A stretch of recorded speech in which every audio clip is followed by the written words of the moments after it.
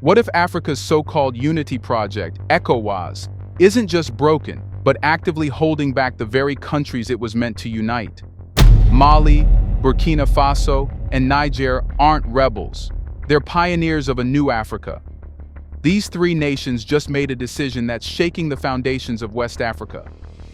By walking away from ECOWAS, they're rejecting a system they believe is rigged against them. This isn't just politics, it's a battle for sovereignty. But why are these nations turning their backs on ECOWAS, what they're risking, and what they're building in its place? Let's find out.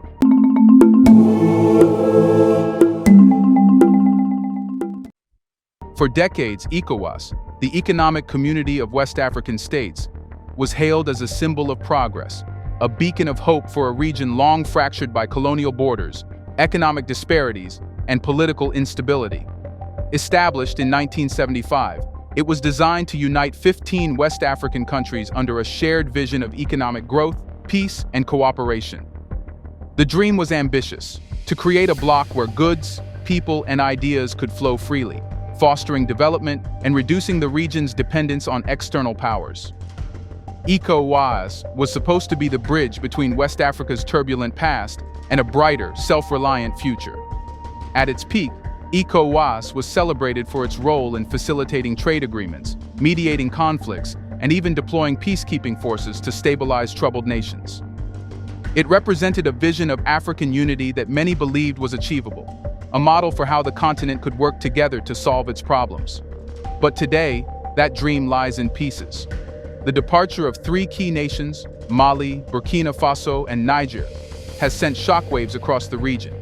Their decision to leave ECOWAS isn't just unprecedented, it's a profound act of defiance against what they perceive as a deeply flawed system. These countries, each governed by military juntas following recent coups, have openly accused ECOWAS of failing to address the urgent and existential problems they face. Problems like relentless insurgent attacks, crushing economic inequality, and the lingering shadow of neocolonialism. The juntas argue that ECOWAS, far from being a force for good, has instead become a vehicle for external powers, particularly France, to exert influence and maintain control over the region. But why are these nations risking so much to break free? And what does this mean for the rest of Africa? Here's the headline: Mali, Burkina Faso, and Niger are officially cutting ties with ECOWAS. These aren't just any countries, they're some of the most strategically important nations in West Africa. Combined, they control vast natural resources, including gold, uranium, and oil. They also sit on some of the continent's most critical trade and migration routes. For decades, ECOWAS acted as the glue that held West Africa together. It negotiated trade agreements, facilitated the movement of people, and mediated political crises. It was seen as a shining example of regional cooperation, proof that African nations could stand united. But now, the cracks in that unity are too big to ignore. These three nations are saying ECOWAS has failed them, and their decision to leave is more than just a political statement. It's a wake-up call for the entire continent.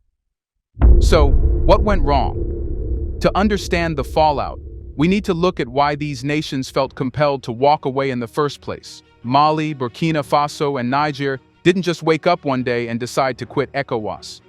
This decision has been brewing for years, fueled by mounting frustrations over how the bloc operates. First, let's talk about sanctions. When these nations experienced political transitions and military coups, ECOWAS came down hard. The bloc imposed sweeping economic sanctions, freezing assets, cutting off trade, and isolating these countries from the global financial system. The goal was to pressure their military leaders into returning to civilian rule.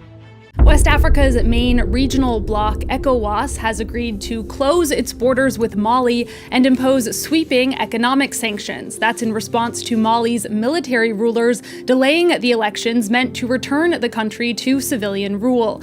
The announcement from ECOWAS came after a summit in the Ghanaian capital, Accra. For more, we can speak to our regional correspondent, Hanan Ferjani.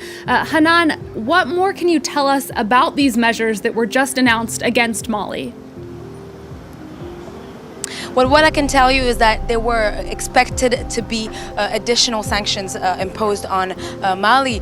We knew that the initial sanctions that have been imposed thus far will be upheld. But I guess the plethora of new sanctions and new measures that have been announced are quite the sanctions. I will just go through them. As you mentioned, there will be a closure of the borders between Mali and the rest of the region. That is the Ecowas, effective immediately. That is for all the measures that I'm about to spell out. All of them will be implemented effective immediately. There's also mention of a withdrawal of all ambassadors of Ecowas from Mali that will be sent back home. The suspension of all commercial transactions between Mali. Here's a reminder to please like and share the video and subscribe to our channel to watch more videos on Black culture, history, civilization, and identity. Let's continue now. But here's the problem. These sanctions didn't hurt the juntas. They hurt the people. Ordinary citizens saw prices skyrocket, food supplies dwindle, and businesses collapse. And for what? The juntas didn't budge. If anything, the sanctions only strengthened their resolve, as they framed Ecowas as a bully doing the bidding of foreign powers. Then there's the issue of security, or the lack of it. The Sahel region where these countries are located has been a hotbed of insurgency for over a decade. Entire villages have been wiped out, millions have been displaced, and economies have been brought to their knees. And what has Ecowas done? Almost nothing. These nations begged for help. When they didn't get it, they turned elsewhere, most notably to Russia.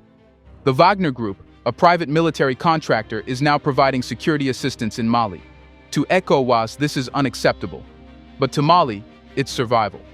And let's not ignore the elephant in the room: France. For years, France has maintained a strong military and economic presence in West Africa, and many Africans see Ecowas as a tool for French influence. The juntas in Mali, Burkina Faso, and Niger aren't just fighting insurgency, they're fighting what they see as neo-colonialism. So, when these countries walked away from Ecowas, they weren't just rejecting a regional bloc, they were rejecting an entire system that they believe is rigged against them. But is this what Ecowas was meant to do? It was an ambitious vision. Ecowas aimed to break down barriers between nations, foster economic growth, and promote peace. For a time, it worked. Member states collaborated on infrastructure projects, trade agreements, and even peacekeeping missions. But like many grand ideas, the reality didn't quite live up to the promise. Over time, Ecowas became less about unity and more about politics. Wealthier nations like Nigeria and Ivory Coast dominated decision-making, while poorer nations like Mali and Burkina Faso were often sidelined. What's worse, Ecowas started to lean heavily on external powers, particularly France. Instead of being a champion for African interests, it became a middleman for Western agendas. By the time the insurgency began tearing through the Sahel, Ecowas was already losing credibility. Its failure to respond to the crisis exposed just how disconnected it had become from the needs of its members. And so, the vision of Ecowas as a unifying force began to crumble. Ecowas didn't just lose its way, it actively alienated the very nations it was supposed to support. One major issue is its alignment with Western interests. Many African leaders see Ecowas as a puppet for France, enforcing policies that benefit Paris rather than West Africa. This perception has only grown stronger in recent years, as Ecowas imposed sanctions and issued ultimatums that seemed more about pleasing Western allies than solving African problems. Then there's the issue of inequality. Ecowas was supposed to create a level playing field, but in practice it has often favored its wealthier members. Countries like Mali, Burkina Faso, and Niger have felt left behind, their voices drowned out by larger, more influential nations. For Mali, Burkina Faso, and Niger, the message is clear. Ecowas isn't part of the solution, it's part of the problem. And what happens when they leave ECOWAS? Leaving Ecowas isn't as simple as walking out of a meeting and declaring independence. It's a monumental decision with ripple effects that touch nearly every aspect of life in Mali, Burkina Faso, and Niger. Let's start with the economic implications. For years, Ecowas has facilitated free trade among its 15 member nations. Goods moved across borders without tariffs, fostering a tightly interwoven economic fabric. By leaving Ecowas, these three nations are effectively tearing apart that fabric. Tariffs will return, making imports more expensive and exports less competitive. Essential goods like medicine, fuel, and food supplies could become harder to access, potentially leading to shortages. But these nations aren't sitting idly by. They're already negotiating bilateral trade agreements with neighboring countries to mitigate the fallout. This isn't just about maintaining supply chains, it's about proving that they can thrive without Ecowas. Then there's the issue of infrastructure. Ecowas has been instrumental in coordinating regional projects, from highways to power grids. By stepping away, Mali, Burkina Faso, and Niger risk losing access to these shared resources. They'll need to invest in their infrastructure or forge new partnerships to keep their economies moving forward.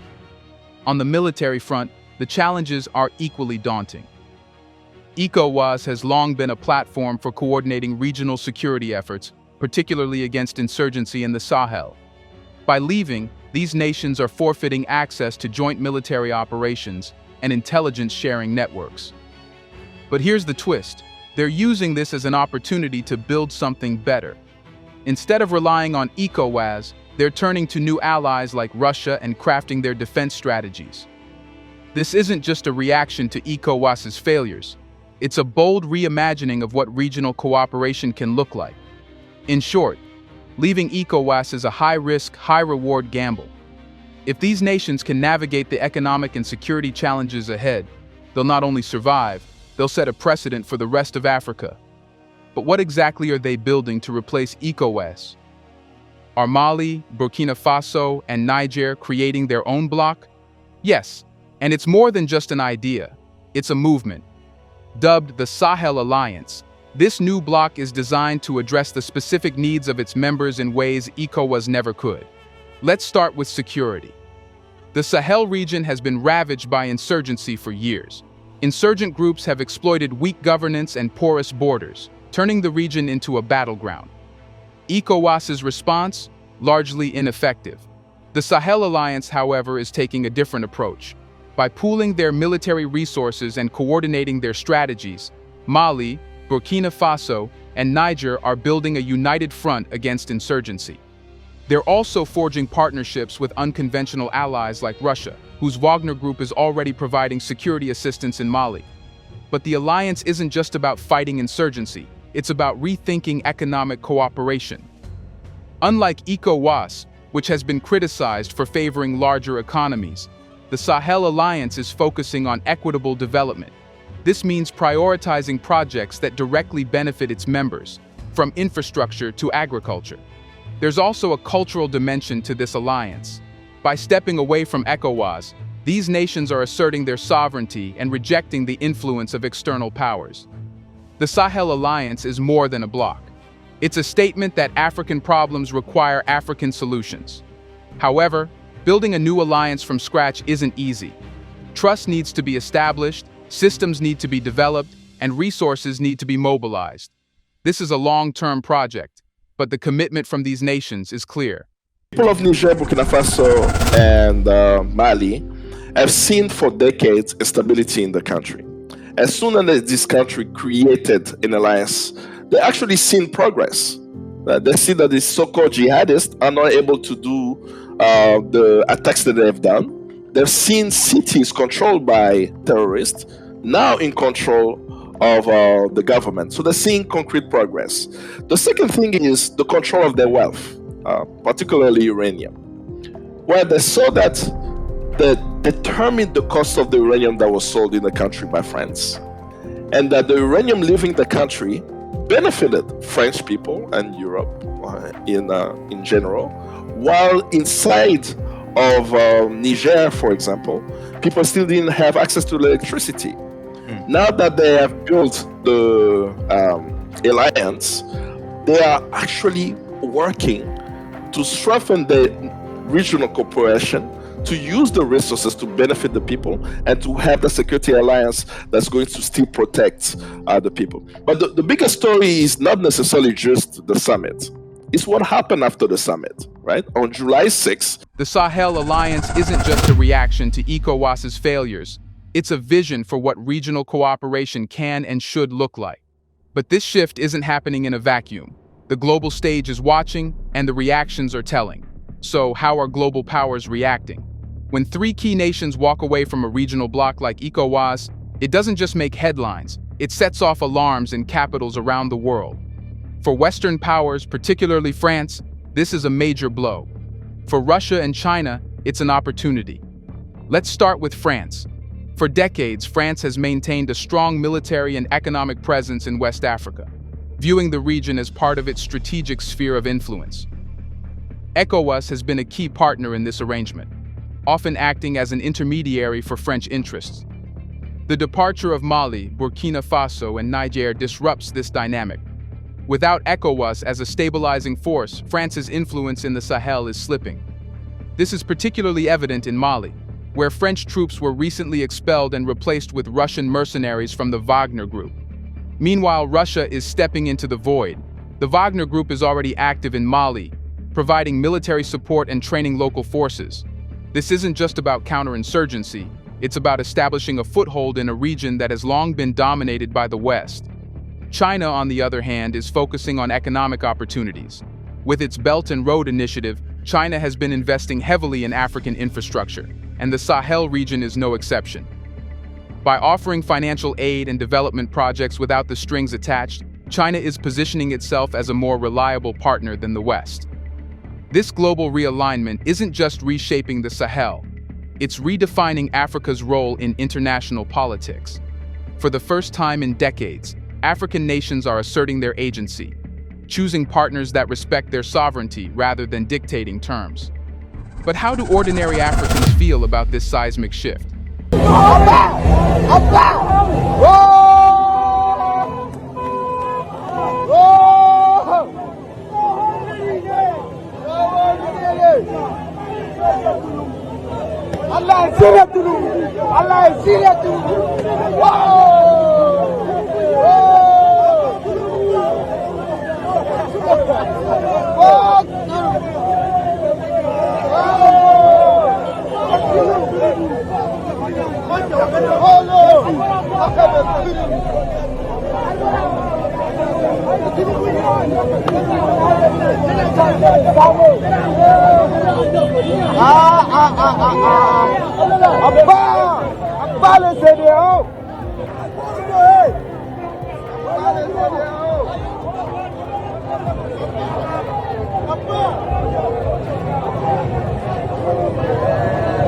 The reactions are as complex and diverse as the continent itself, but certain sentiments resonate across social and traditional media platforms.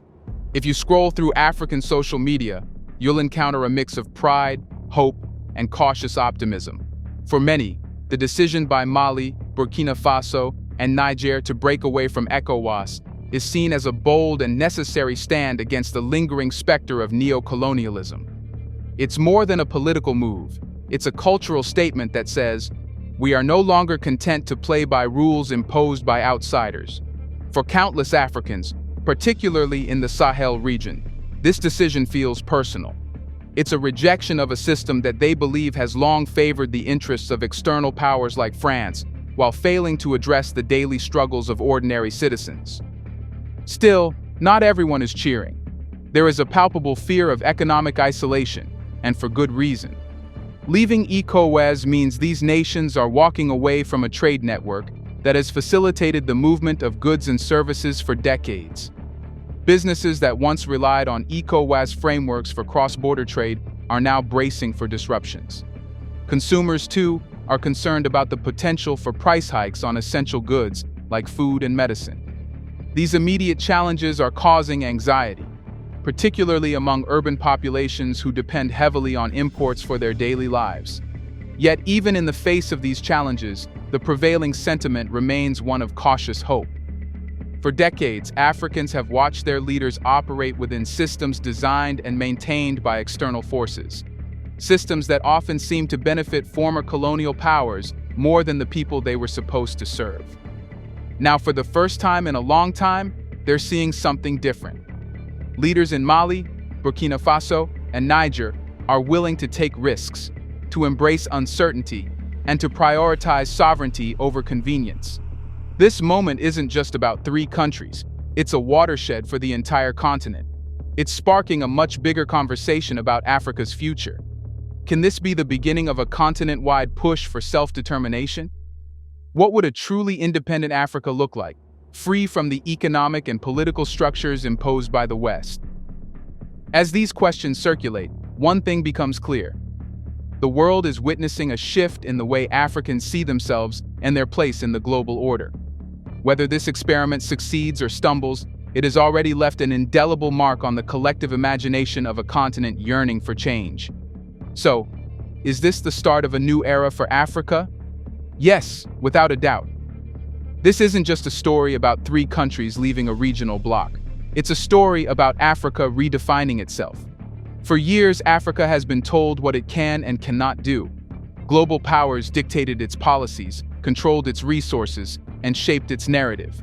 But now, Mali, Burkina Faso, and Niger are challenging that dynamic.